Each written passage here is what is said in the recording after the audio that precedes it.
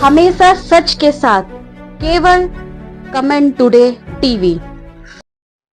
धुआं धुआं हो चुका है पाकिस्तान। भारत ने पाकिस्तान के सारे एयर डिफेंस सिस्टम नष्ट कर दिए हैं।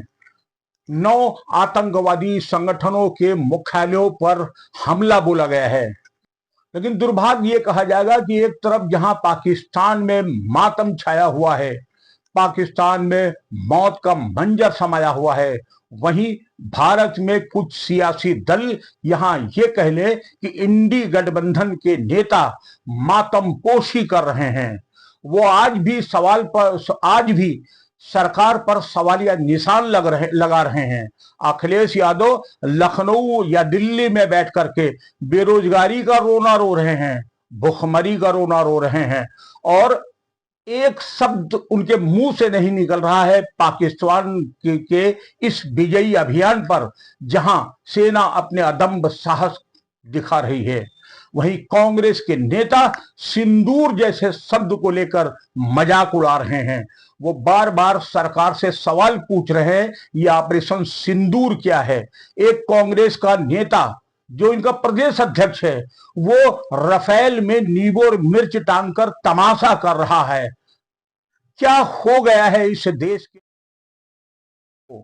क्या हो गया है इस देश के विपक्ष को? आज इसी मुद्दे पर बात। जय हिंद। आप देख रहे हैं कमेंट टुडे और मैं हूं सतीश शर्मा। पाकिस्तान ने भारत में घुस करके 26 हिंदुओं का कत्ल किया था, और उस नरसंहार के बाद भारत के प्रधानमंत्री नरेंद्र मोदी ने कहा था कि चुन चुन कर बदला लिया जाएगा और आतंकवाद को माटी में मिला दिया जाएगा।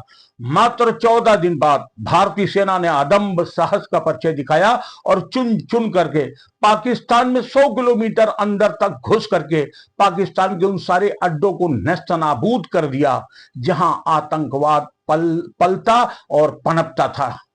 एक एक करके सब कुछ ध्वंस कर दिया गया।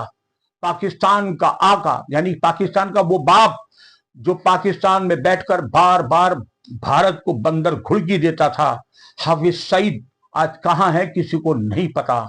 ये सब किस बिल में घुस गए हैं ये नहीं पता, या ये नहीं पता कि मसूद अजहर या हाफिज सईद उन हमलों में हो सकता है मारे जा चुके हों।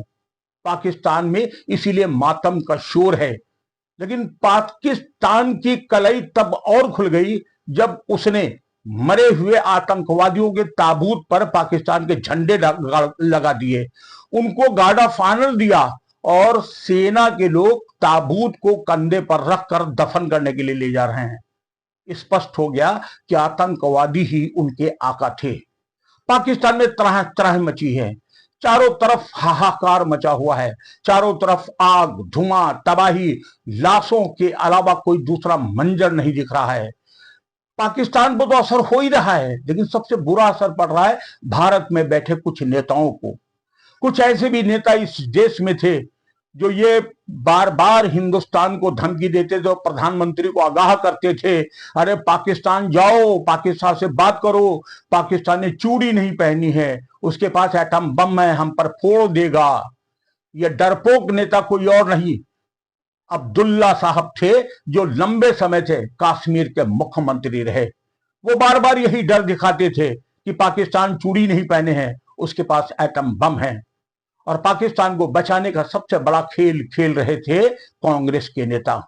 कांग्रेस के नेता बार बार उल्टे सीधे सवाल उठा रहे थे, बार बार सरकार को कटघरे में खड़ा कर रहे थे, और बार बार सेना के मनोबल को कमजोर करने की कोशिश कर रहे थे। उनके ऊट पटांग बयान प्री प्लान आते थे, क्योंकि पाकिस्तान की मीडिया में हिंदुस्तान के अखिलेश यादव, राहुल गांधी, प्रियंका और इनके तमाम नेताओं के बयान वहां पर खूब लोगों को सुनाए जाते थे कि देखिए हिंदुस्तान में बैठे हुए नेता कैसे पाकिस्तान की हिफाजत कर रहे हैं और कैसे भारत के प्रधानमंत्री नरेंद्र मोदी को कोस रहे हैं।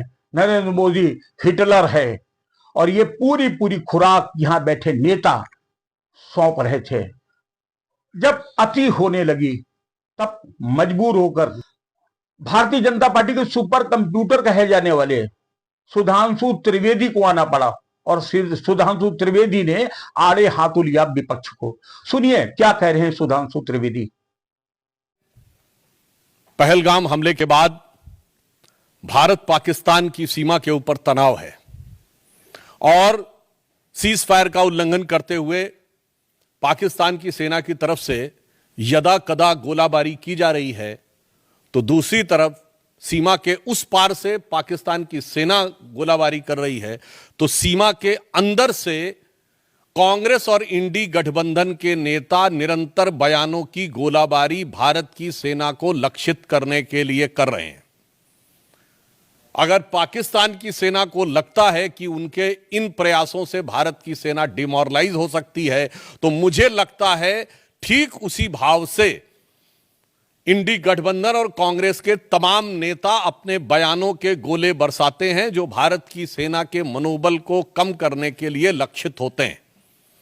एक तरफ कांग्रेस और इंडी गठबंधन के नेता ये मुखौटा लगाकर कहते हैं कि वो सरकार के साथ हैं, और फिर उनके नेता बयानों की श्रृंखला एक के बाद एक वो देते रहते हैं जो भारत के विरुद्ध और भारत की सेना को मनोबल को गिराने वाली हो।